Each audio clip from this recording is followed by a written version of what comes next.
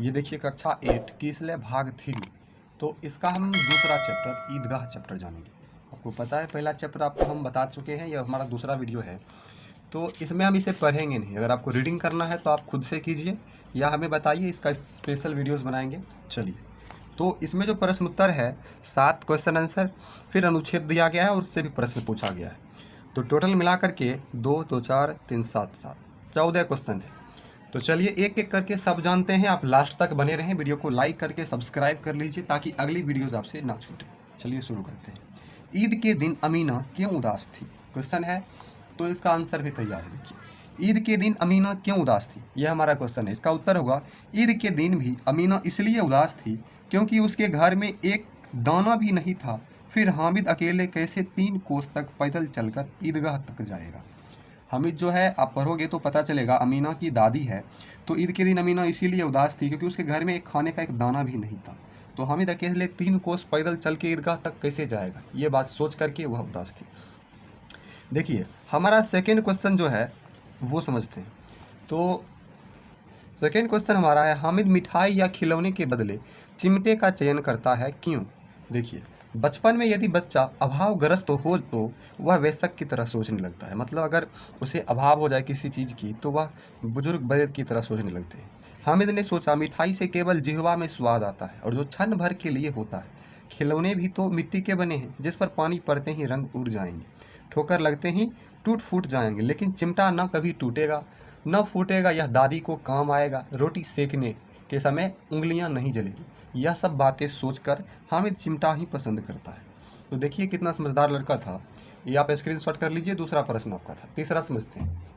मेला जाने से पहले हामिद दादी से क्या कहता है?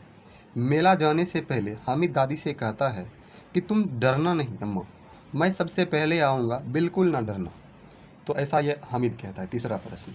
चौथा है, मेले में चिमटा खरीदने से पहले हामिद के मन में कौन कौन सा विचार आए?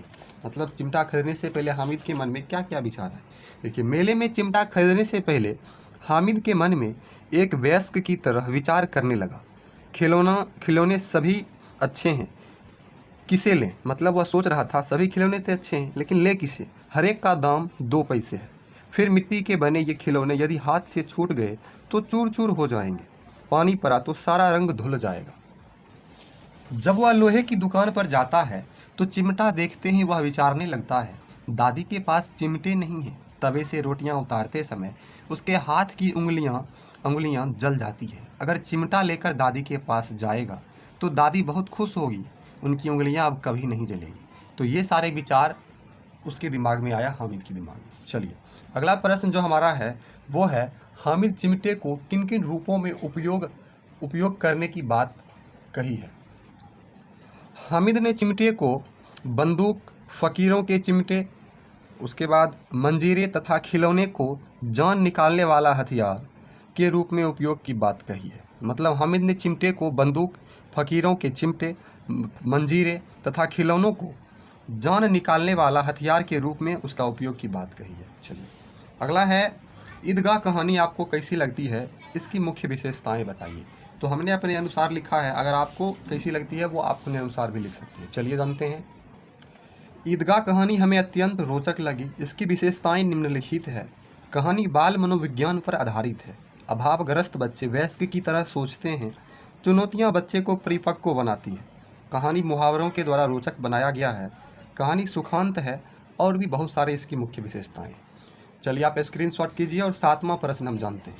7वां जो हमारा प्रश्न है वो है, चिमटा देखकर अमीना के मन में 2 प्रकार के भाव जगे। अब 2 प्रकार का भाव जगा वो समझते हैं। लड़का कितना बेसमझ है, मतलब ना समझ है। बेसमझ या ना समझ एक ही बात है। तो यहाँ पर देखिए, दादी के मन में 2 विचार आया कि लड़का कितना बेसमझ या ना समझ है, ना कुछ खाया ना पिया और ना कुछ खेलने का खिलौना लाया, या चिमटा क्यों ले आया। लेकिन जब हामिद ने कहा, तुम्हारी उंगलियां तवे से जल जाती थी इसीलिए मैंने इसे ले लिया, तो दादी के भाव बदल गए।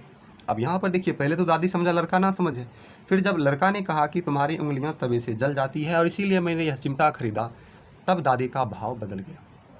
दूसरे भाव में दादी सोची, हामिद में कितना त्याग, सद्भाव और विवेक है। बच्चे को मिठाई खाते देख अवश्य ललचाया होगा, लेकिन बुढ़िया दादी का ख्याल बना रहा।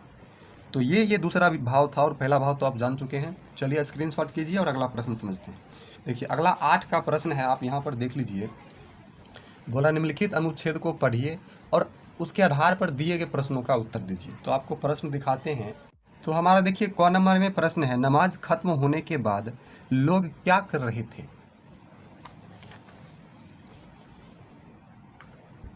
प्रश्न है, दुकानों में किस किस तरह के खिलौने थे।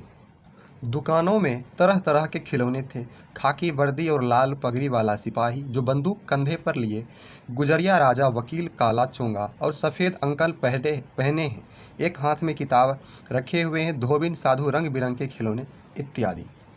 गौ का प्रश्न देखिए, वे खिलौने किस चीज़ के बने थे। तो इसका उत्तर होगा वे खिलौने मिट्टी के बने थे। आप स्क्रीनशॉट करते जाइए। चलिए अगला प्रश्न जानते हैं घौ का। घौ में पूछ रहा है, महमूद, मोहसिन और नूरे ने कौन कौन से खिलौने खरीदे। तो महमूद ने सिपाही खरीदा, मोहसिन ने भिश्ती खरीदा, नूर ने वकील को खरीदा। अगवा नंबर में देखिए, परिच्छेद में सिपाही, भिश्ती और वकील के हुलिये का वर्णन किया गया है। इसी प्रकार आप राजा और साधु के हुलिये का वर्णन कीजिए। मतलब राजा और साधु किस प्रकार के वस्त्र पहनते हैं और कैसे दिखते हैं, वो हुआ उनका हुलिया, उनका वर्णन करना। राजा अनेक रंग के पोशाक पहने, सिर पर मुकुट धारण किए हुए, कमर में तलवार युक्त म्यान लटका हुआ। साधु बड़ी बड़ी दाढ़ी मूछे, जनेऊ पहने, हाथ में कमंडल और ललाट पर चंदन की रेखाएं। मतलब राजा का हुलिया है कि राजा अनेक रंग के पोशाक पहने हुए, सिर पर मुकुट धारण किया हुआ और कमर में तलवार युक्त म्यान लटका हुआ। और साधु बड़ी बड़ी दाढ़ी मूछे, जनेऊ पहने, हाथ में कमंडल और ललाट पर चंदन की रेखाएं।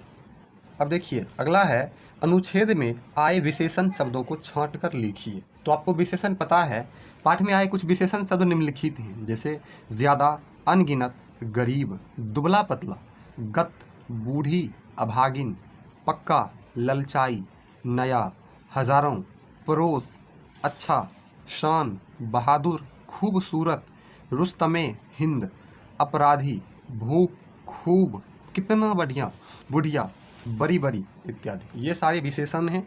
अब चलिए अगला प्रश्न जानते हैं। और लास्ट प्रश्न है, वर्दी और पोथा के समानार्थी लिखिए। मतलब उसके समान अर्थ का दूसरा शब्द लिखिए। वर्दी का हो जाएगा पोशाक और पोथा का किताब हो जाएगा। तो इस प्रकार से हमारा ये चैप्टर खत्म होता है। ये जो दूसरा चैप्टर है ईदगाह। वीडियो अच्छी लगी तो लाइक कर दीजिए, सब्सक्राइब कर लीजिए अगर अगला वीडियो चाहते हैं तो। Thanks for watching. मिलते हैं अगले वीडियो करमवीर में।